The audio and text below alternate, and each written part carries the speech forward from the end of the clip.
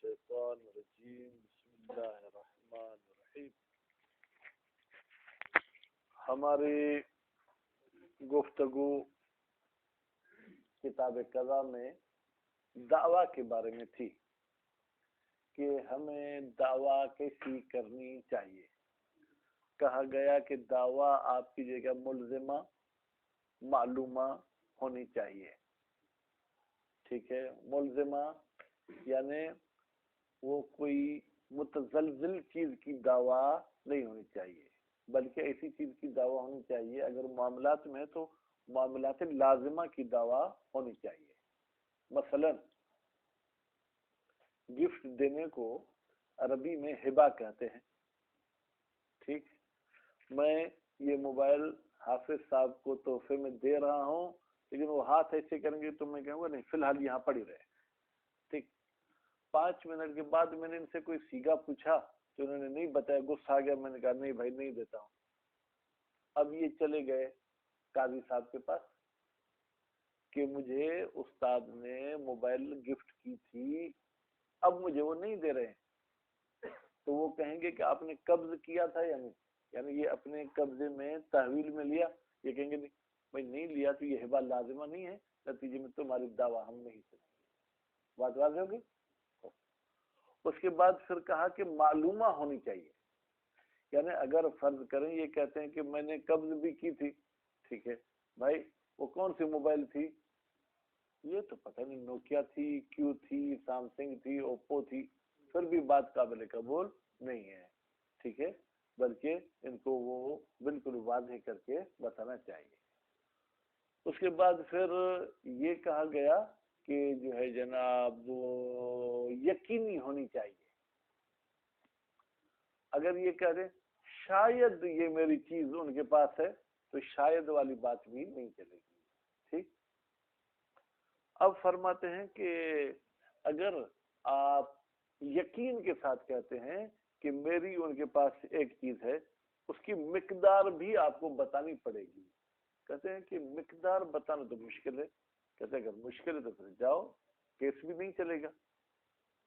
فرماتے ہیں کبھی کے بار ایسے ہوتا ہے کہ کسی بندے کے پاس ملکیت بہت ہوتی ہے یا حافظہ کمزور ہوتا ہے. ٹھیک ہے، اب اس کے کمرے میں 10 چیزیں پڑی ہوئی تھیں، 10 کمبل پڑے ہوئے تھے، ایک کمبل چلا گیا. اب یہ یاد نہیں ہے کوریا والا کمبل تھا، ایران والا کمبل تھا، پاکستان والا کمبل تھا، تو اس میں اس بیچارے کی بات سننی چاہیے، نہیں تو اس کا حق ضائع ہو جائے گا. جیسے اقرار میں یہ بات سنی جاتی ہے. اقرار کیا ہوتا ہے؟ اعتراف کرنا.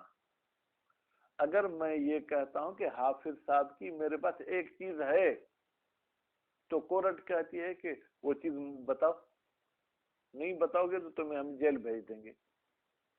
ٹھیک ہے، تو یہاں دعویٰ میں بھی ایسے مجہول چیز کی دعویٰ قابل قبول ہونی چاہیے.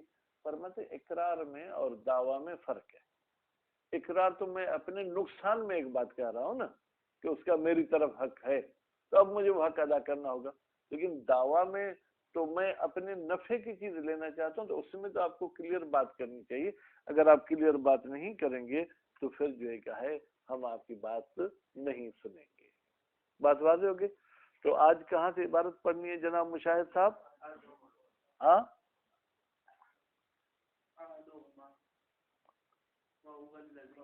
اچھا ٹھیک ہے جی. انہوں نے یہ کہا تھا کہ اگر وہ دعویٰ کرتا ہے کسی چیز کی، کسی کپڑے کی، لیکن اس میں ان کے اوصاف نہیں بتاتا، ففی سماعہا قولان، تو آیا اس کی دعویٰ سنی جائے گی یا نہیں سنی جائے گی؟ اس کے بارے میں 2 قول ہیں. احدہما، ان 2 میں سے ایک قول، وَهُوَ الَّذِي جَزَمَ بِهِ الْمُصَنِّفُ فِي الدُّرُوسِ، یہ وہی قول ہے جس کا یقین پیدا کیا ہے مصنف صاحب نے کتاب دروس میں. العدم، العدم یعنی یہ دعویٰ نہیں سنی جائے گی. کیوں؟ لعدم فائدتها، اس لیے کہ اس دعویٰ کا کوئی فائدہ نہیں ہے. اگر حاکم بھی یہ کہے، میں کہتا ہوں حافظ صاحب کے پاس میرا کپڑا ہے، حاکم یہ کہ حافظ صاحب ان کو کپڑا دے دو، کون سا کپڑا دے دو؟ کاٹن والا دے دو، پلاسٹک والا دے دو، بوسکی والا دے دو، کچھ پتہ نہیں چلے گا. وَهُوَ حُكْمُ الْحَاكِمِ بِهَا، لو اجاب المدعا علیہ بنام، ٹھیک ہے بھائی، وہ فائدہ کیا ہوتا ہے کہ حاکم صاحب فیصلہ کرے گا بہا، ٹھیک ہے، اس چیز کا، اگر مدعا علیہ جواب دیتا نعم کا، یعنی میں یہ کہتا ہوں کہ میرا کپڑا ان کے پاس ہے، یہ کہتے ہیں جی ہاں ہے، تو حاکم صاحب فیصلہ کر دے گا کہ یہ اس کو واپس کرو. بل لابد، بلکہ ضروری ہے، من ضبط المثلی بصفات ہی، جس چیز کی میں دعویٰ کر رہا ہوں اگر وہ مثلیات میں سے ہے، مثلی کی میں نے وضاحت آپ کو بتا دی تھی، جس کے افراد کے مختلف ہونے سے بھی قیمت میں کوئی فرق نہ آئے، اس کو مثلی کہتے ہیں، تو اس کی صفات بتائیں. مثلا میں یہ کہتا ہوں کہ میرے چاول ان کے پاس ہے، بھائی چاول کون سے، تیری چاول، باسمتی چاول، سیلا چاول، کون سے چاول، وہ بتانے چاہیے. والقیمی بے قیمت ہی، اور اگر میں دعویٰ کرتا ہوں ایک ایسی چیز کی جو قیمت والی، مثلا میری بکری ان کے پاس ہے، تو پھر مجھے اس کی قیمت بتانی چاہیے، 10,000 20,000 30,000 والی بکری. والاسمان و بجنسہا، اسمان کسے کہتے ہیں بیٹا، وہ چیز جو عام طور پر خریداری کے وقت ہم قیمت کی صورت میں دیتے ہیں. مثلا آج کل تو ہمارے پاس کیا ہے، روپیہ ہے، ڈالر ہے، ٹھیک ہے، یا اس قسم. پرانے زمانے میں درہم اور دینار ہوتے تھے، ٹھیک ہے. اگر میں یہ کہتا ہوں کہ میری سمن سلطان شاہ کے پاس ہے، بھائی کون سی سمن، درہم ہے یا دینار، ٹھیک ہے، تو وہ بتانا چاہیے. پھر اس کا وزن بھی بتانا چاہیے کہ آدھے تولے والا یا 1 تولے والا. جنس ہے، پہلے تو اس کی جنس بتانی ہوگی کہ سونا ہے یا چاندی. پھر وہ نوعہا، پھر اس کا نوع بھی بتانا ہوگا. اگر چند قسم کے دینار بنتے ہیں، ان کے وزنوں میں فرق ہے، تو بتائے گا وہ مصر والا یا سعودی والا، ٹھیک ہے. وہ قدر ہے، اس کے وزن بھی بتانا ہے. وَإِنْ كَانَ الْبَيْعُ وَشِبْهُهُ يَنْصَرِفُ إِطْلَاقُهُ إِلَى نَقْدِ الْبَلَدِ. بھائی مولوی صاحب چھپ چھپ کے ایک اعتراض کرتے ہیں، مشاہد کہتے ہیں کہ خریداری میں جب میں آپ کو کہتا ہوں کہ دودھ کتنے کا کلو ہے، آپ کہتے ہیں 100 کا، تو اس میں تو آپ روپیہ نہیں بولتے، پھر بھی کہتے ہیں یہ بیسے ہی ہوگی. کہتے ہیں اس لیے کہ دودھ کا بیچنا، اس میں قرینہ حالیہ موجود ہے کہ آپ کس علاقے میں دودھ خرید رہے ہیں. جس علاقے میں دودھ خرید رہے ہیں آپ کو اسی علاقے کی جو ہے کیا ہے وہ پیسے دینے ہوں گے. لیکن یہ جو آپ کی دعویٰ ہے یہ حال کی تو نہیں، یہ تو ماضی کی ہے کہ میرے اس کی طرف 5 ہیں. کیا 5 ہیں بیٹا، دینار، درہم، روپے، تو اس میں معین کرنا ہوگا، بے میں معین کرنا ضروری نہیں ہے. فرماتے ہیں وَإِنْ كَانَ الْبَيْعُ وَشِبْهُ الْبَيْعِ، اگرچہ بے یعنی بیچنا اور وہ چیزیں جو بیچنے کے ساتھ شباہت رکھتے ہیں. مثلا خیرپور میں میرا ایک گھر ہے، آپ مجھ سے کرائے پہ لیتے ہیں، میں کہتا ہوں 10,000 کرایہ ہے، روپیہ بھی نہیں بولوں گا، تو بھی 10,000 کا ذہن ہمارا کس طرف جائے گا، روپیہ کی طرف جائے گا. ینصرف اطلاق بیع اور شبہ بیع کا اطلاق منصرف ہوتا ہے الی نقد البلد، اسی شہر کے پیسوں کی طرف. لأنہ ایجاب فی الحال، اس لیے کہ بیع میں آپ جو ایجاب کرتے ہیں، مشاہد سیگا جو پڑھتے ہیں وہ حال میں پڑھ رہے ہیں، وہ غیر مختلف. حال میں تو کوئی اختلاف نہیں ہے کہ ابھی یہ رقم یہاں پر رائج ہے. وہ دعویٰ اخبار عن الماضی، جبکہ یہ جو آپ دعویٰ کورٹ میں آ کے کر رہے ہیں یہ ماضی کی بات بتا رہے ہیں، وہ مختلف. مثلا ماضی میں کیا تھا، اختلاف تھا. اب آپ حج پہ بھی ساتھ گئے تھے، اب پتہ نہیں آپ حج والے پیسوں کی بات کر رہے ہیں یا پاکستانی پیسوں کی.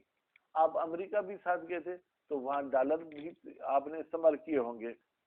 وثانی، دوسرا قول، وہو الاقوی، وہ قوی قول ہے، اسماء، کہ بھائی یہ دعویٰ سنی جائے گی. کیوں؟ لإطلاق الادلت، کہتے ہیں کہ ادلہ جو ہے کیا وہ مطلق ہیں. وہ کیا ہیں؟ وَأَنِّحْكُمْ بَيْنَهُمْ بِمَا أَنزَلَ اللَّهُ، اور تم ان کے درمیان فیصلہ کرو اس فیصلے کے مطابق جو اللہ نے نازل کیا. تو اب اس میں دعویٰ جو ہے کیا ہے جناب، اس کی مشخصات معلوم ہو یا مشخصات معلوم نہ ہو، آپ کے پاس 2 پارٹیاں جھگڑے والی آئیں تو تم فیصلہ کرو. فرماتے ہیں عدالت وہ عدلہ جو دلالت کرتے ہیں علی وجوب الحکم، کہ حکم کرنا واجب ہے. بیٹا حکم کے لیے او حکم فعل امر ہے، اور فعل امر کس پہ دلالت کرتا ہے؟ وجوب پہ. وما ذکر لا یصلح للتقیید، اور آپ نے جو باتیں بیان کی کہ دعویٰ نہیں سنی جائے گی، وہ باتیں کیا تھی کہ مجہول کے بارے میں کیسے فیصلہ کرے گا. بھائی کیوں نہیں فیصلہ کر دے گا. مثلا کہے گا کہ بھائی آپ نے کہا ہے کہ رحمانی کا میرے پاس کپڑا ہے تو وہ کپڑا دے دو، مقدار اگر معین نہیں کرتا ہے تو پھر کیا کریں گے؟ لِإِمْكَانِ الْحُكْمِ بِالْمَجْهُولِ، مجہول کا بھی حکم کیا جا سکتا ہے. فَيُحْبَسُ، پھر اس مدعا علیہ کو قید میں، جیل میں ڈال دیں گے. حتی یبینہ، یہاں تک کہ وہ خود بیان کر کے 5 میٹر کا کپڑا تھا، 10 میٹر کا کپڑا تھا. کل اقرار، جیسے اقرار میں اگر مجہول چیز کا اقرار کرے تو حاکم شرع سے کیا کہتا ہے کہ اپنے اقرار کو واضح کرو. مثلا رضا عباس کہتا ہے کہ اقبال کی ایک چیز میرے پاس ہے، تو اقبال خوش ہو جائے گا، ہاں میری ایک چیز ان کے پاس ہے. پوچھا کہ کیا ہے؟ کہا کہ یہ سر کو کھجلا تھے، ان کا ایک بال گرا تھا، وہ میرے پاس ہے. ٹھیک ہے، اگر واضح کرتا ہے تو ٹھیک، نہیں تو جیل بھیجو، وہاں پہ خود پولیس والے سے جو ہے کیا وہ اقرار اور کلیئر بات کرائیں گے. وَلِأَنَّ الْمُدَّعِي، اور دوسری بات یہ کہ بھائی ایسی بات سنو جو شخص دعویٰ کرتا ہے ربما يعلم حقه بوجه، وہ جانتا ہے کہ میرا حق ہے ان کے پاس، بے وجہ کسی طریقے سے میرا حق ہے ان کے پاس، لیکن جو ہے کیا ہے جناب، بین یعلم ان له عنده ثوبا، جانتا ہے کہ میرا ان کے پاس ایک کپڑا ہے، او فرسن، یا ان کے پاس گھوڑا ہے، ولا یعلم شخصهما، لیکن عین اس کپڑے کو اور عین اس گھوڑے کو نہیں پہچانتا. یا حافظے کی کمزوری ہے یا ملکیت کی فراوانی ہے. بھائی مجھے یہ پتا ہے کہ 100 بھینسیں میری ہیں، لیکن اگر میری بھینس کوئی لے کر آئے گا یہ آپ کی بھینس ہے تو شاید میں نہ پہچان پاؤں. ٹھیک ہے، ولا صفت ہوما، مجھے ان کی صفت کا بھی پتہ نہیں ہے کہ وہ کپڑا کیسا کپڑا تھا، کہاں کا بنا ہوا تھا. فلو لم تسمع دعواہ، اگر آپ مدعی بیچارے کی دعویٰ نہ سنیں گے. ٹھیک ہے، یہ مفہومی ترجمہ ہے، لفظی ترجمہ ہے. اگر نہ سنی جائے، تسمع غائب کا صیغہ ہے، مؤنث کا چوتھا صیغہ، بطل حق، پھر تو مشاہد اس کا حق پامال ہو جائے گا. ٹھیک ہے جناب. فالمقتضی لہو موجود، تو بھائی فیصلے کرنے کا مقتضی موجود ہے. مقتضی کیا تھا کہ ایک مدعی آ کے دعویٰ کرے. ٹھیک، والمانع مفقود، رکاوٹ یہ تھی کہ شاید یہ نہ مانے، انہوں نے بھی نام کہہ دیا کہ ہاں رحمان کا میرے پاس حق ہے. مقتضی موجود ہے، مانع مفقود ہے، تو قاضی صاحب کو فیصلہ کرنا چاہیے. والفرق بین الاقرار والدعوی، اگر کوئی شخص کہے کہ فرق ہے، مجہول کا اقرار صحیح ہے لیکن مجہول دعویٰ صحیح نہیں. کیا؟ بأن المقر لو طولب بتفصیل بتحقیق، اگر اقرار کرنے والے سے مطالبہ کیا جائے کہ تفصیل بتاؤ جو تو نے اقرار کیا ہے، ربما رجع، ممکن ہے ہاں میں نے مذاق کی تھی، یعنی اپنے اقرار سے مکر جائے. ٹھیک ہے، ہٹ جائے، ہٹ سکتا ہے. والمدعی لا یرجع، لیکن مدعی نے تو جو دعویٰ کی وہ اپنے دعویٰ سے نہیں ہٹے گا. کیوں؟ لوجود داعی الحاجت فیہ، اس لیے کہ مدعی کی ضرورت ہے فیہ، اس دعویٰ میں. وہ تو چاہتا ہے نا مجھے اپنا گھوڑا مل جائے دوں نہ ہو، لیکن مقر کا تو نقصان ہے، کوئی فائدہ نہیں ہے، تو وہ ہٹ سکتا ہے. غیر کافر، کبھی یہ فرق کافی نہیں ہے کہ آپ دونوں کا حکم الگ کر دیں کہ اقرار مجہول سنا جائے گا اور دعوی مجہول نہیں سنی جائے گی. غیر کافر فی ذالک، اس سننے اور نہ سننے میں.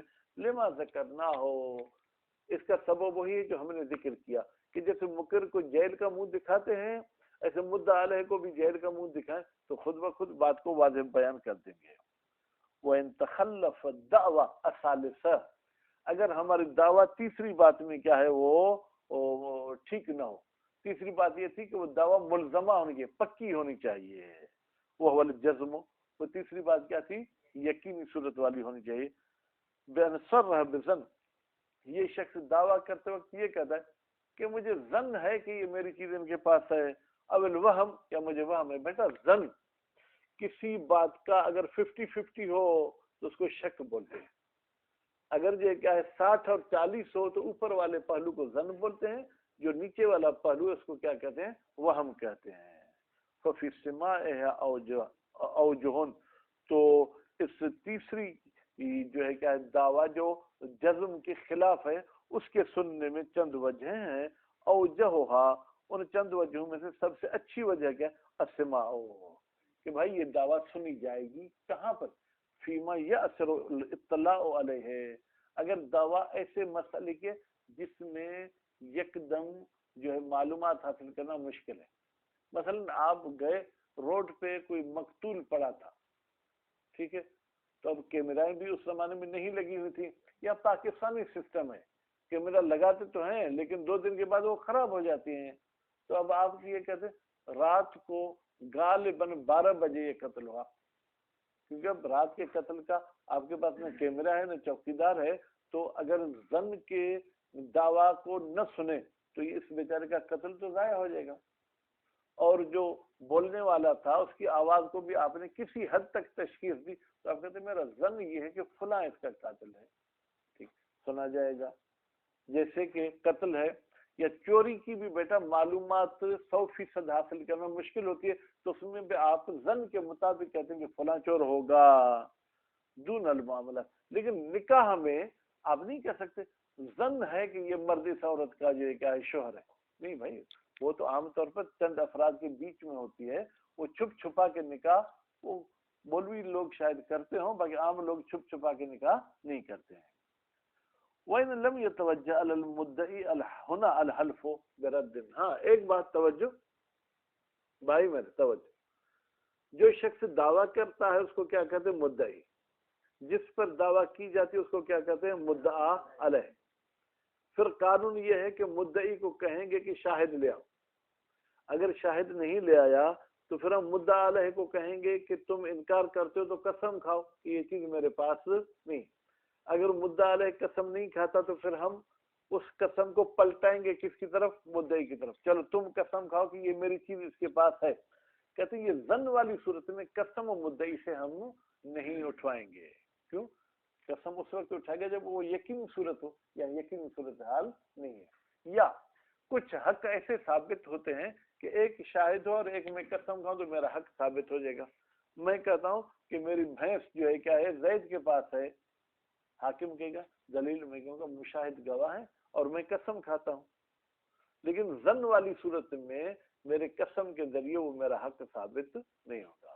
फरमाते वह लम ये तवज्जह, अगरचे मुतवज्जे नहीं होगा मुद्दई पर होना इस जन वाली सूरत में या वहम वाली सूरत में अल हल्फो कसम बिरद्दिन। कौन सी कसम? बिरद्दिन ठुकराने से, यानी वो कसम नहीं खाता तो तुम कसम खाओ। वला नुकूल, नुकूल यानी घूम फिर कर मुद्दा अलैह ने अगर कसम से इनकार किया फिर इसको कसम खाना पड़ेगा, वो भी नहीं होगा। वला मा शाहिदन, और इसी तरीके से शाहिद के साथ भी हम इसको कसम नहीं देंगे। बल इन हलफल मुनकिर, बल्कि अब मुनकिर के रहम करम पर है। अगर मुनकिर ने कसम खा ली कि ये मेरे पास चीज नहीं है तो आजाद हो जाएगा। और अकर, और अगर मुनकिर इकरार करते कि हाँ मेरे पास है फिर तो उसका हक साबित हो जाएगा। और नकल, या वो कसम खान से इनकार करता है वक़ज़ैना बिन्नुकूल, और हम नुकुल के साथ ही फैसला कर देते हैं। भाई कैसा फैसला? हम कहेंगे भाई अगर तुम्हारे पास ये चीज नहीं तो कसम खाओ ना। वो कहते मैं कसम तो नहीं खाऊंगा। कसम नहीं खाएगा तो ये चीज तुम्हें देनी पड़ेगी।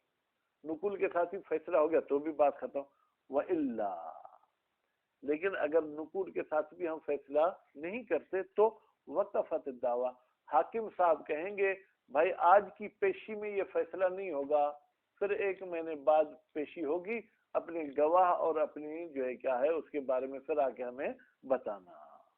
वैसा तकर्रर ज़ालिक, जब दावा में ये चीजें वादे हो गई कि दावा मालूमा है, दावा यकीन वाली है, तो फिर क्या होगा? फैज़ा इद्दा, जब मुद्दई दावा करता है, दावन मसमूअतन, एक ऐसी दावा जो सुनी जाएगी, तूले बल मुद्दा अलैह, फिर मुद्दा अलैह से मांगा जाएगा, उससे तलब किया जाएगा बिल जवाब कि तुम जवाब दो। अब उसके जवाब कितने होंगे?